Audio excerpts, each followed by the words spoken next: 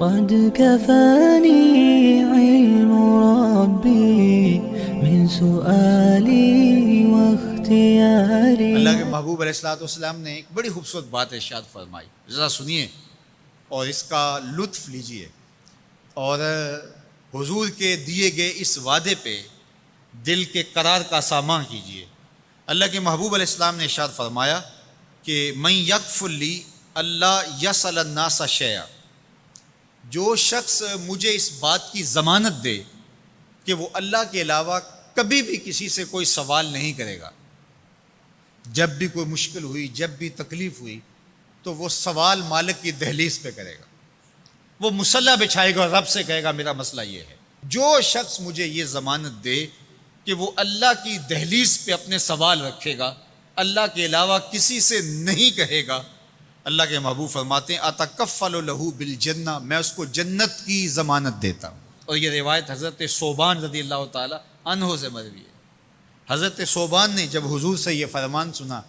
تو انہوں نے کہا حضور میں ضمانت دیتا ہوں، میں زندگی بھر اللہ کے علاوہ کسی سے سوال نہیں کروں گا۔ اور صحابہ نے پھر اس پہ عمل کر کے دکھایا۔ صحابی کا کوڑا گرتا ہے اور وہ بھی گھوڑے سے نیچے اتر کے خود اٹھاتا ہے، کہا جاتا ہے جناب آپ نے کہہ دیا ہوتا ہم اٹھا کے دے دیتے، کہا ہاں نہیں، ہم نے حضور سے عہد کیا تھا کہ اللہ کے علاوہ کسی سے سوال نہیں کریں گے۔ تو انہوں نے اتنا لحاظ رکھا اور اپنے وعدے کی پاسداری اس انداز سے بھی کی۔ تو یہ ہے وہ دولت جو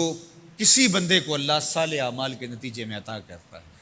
حضرت حسن بصری رضی اللہ تعالیٰ عنہ فرماتے ہیں کہ یہ کسی شخص کا ضعیف یقین ہے کہ جو اس کے پاس موجود ہے اس پر اس کو اعتماد ہے،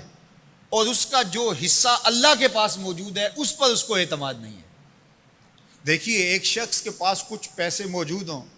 اس کی جیب میں ہے، اس کے لاکر میں ہے، گھر میں ہے،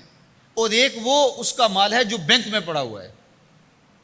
تو جس طرح وہ اپنے ہاتھ میں موجود پیسوں پر مطمئن ہوتا ہے، بینک میں پڑے ہوئے پیسوں پر بھی ایسے ہی مطمئن ہوتا ہے، کہتا ہے وہ بھی میرے ہی ہیں۔ تو جو شخص بینک میں پڑے ہوئے پیسوں پر تو مطمئن ہے، گھر میں موجود رقم پر تو مطمئن ہے، اس کے ہاتھ میں، اس کی جیب میں جو ہے اس پر تو مطمئن ہے، اور اس کی قسمت کا جو ابھی اللہ کے پاس ہے اس نے ابھی اس کو دیا نہیں، اس پہ مطمئن نہیں ہے،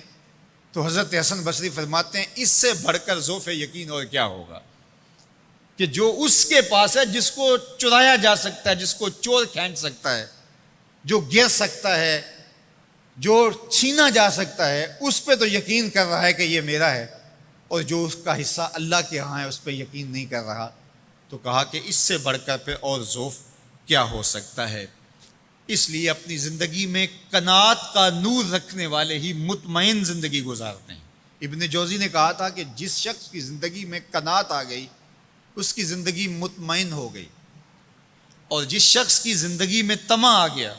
اس کی زندگی گھٹن کا شکار ہوگی، اذیت کا شکار ہوگی۔ حضرت سہل بن سعد الساعدی رضی اللہ تعالی عنہ سے یہ روایت مروی ہے کہ ایک شخص حضور کی خدمت میں آیا اور اس نے حضور سے ایک عجیب سوال کیا۔ اس نے کہا حضور مجھے کوئی ایسا عمل ارشاد فرما دیجئے کہ اگر میں وہ کروں تو مجھ سے اللہ بھی پیار کرے اور اللہ کی مخلوق بھی مجھ سے پیار کرے۔ ایک عمل ایسا بتا دیجئے اگر میں وہ عمل بجا لاؤں تو اللہ مجھ سے پیار کرے اور اس کی مخلوق بھی مجھ سے پیار کرے۔ اللہ کے محبوب نے اس کو جو جواب دیا اس کا مفہوم سن لیجئے۔ آقا کریم نے فرمایا جو دنیا میں موجود ہے، میسر ہے، اس سے بے رغبت ہو جا، تیری ضرورتیں تو پوری ہوں گی، اس میں تو کوئی شک نہیں، لیکن تیری رغبت ادھر نہ رہے، زہد فی الدنیا اختیار کر لے، تو تجھ سے اللہ پیار کرے گا کہ یہ بندہ دنیا میں رہ کے بھی دنیا کا نہیں میرا ہے، اور جو لوگوں کے پاس ہے ان سے بے نیاز ہو جا تو لوگ تجھ سے پیار کریں گے، اور اگر تو لوگوں کی جیبوں پہ نظر رکھے گا اور لوگوں کی دولت میں، ان کے مال میں تجھے رغبت ہوگی تو فرمایا کہ پھر لوگ تجھ سے دور ہٹ جائیں۔